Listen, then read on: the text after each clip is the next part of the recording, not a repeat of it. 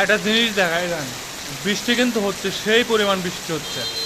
তো এই বৃষ্টির মধ্যে যে কাগজ আছে মাথায়, বৃষ্টির মধ্যে কিন্তু আমার উপরে যাইতে হবে, ছাদে যা কাজ করবো। আর দেখেন এত পরিমাণ বৃষ্টি হচ্ছে, বৃষ্টির ফলে এটা হলো 3 তলা, আর উপরে আরেক তালা আছে, তার উপরে আরেক তালা আছে, 4 তলা। তো 3 তলাতেই এই অবস্থা, তার মানে ছাদে এই যে পানি জমে জমে গেছে, তার মানে ছাদে কি অবস্থা হইতে পারে।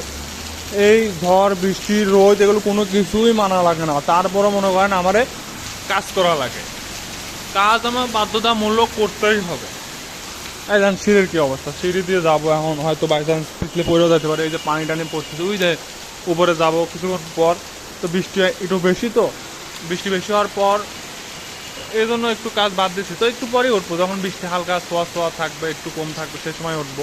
তো এখন নিচে যাবো আর কি, নিচে যায় রুমে একটু শোবো, যখন বৃষ্টি থামবে তখন আবার উপরে উঠবো।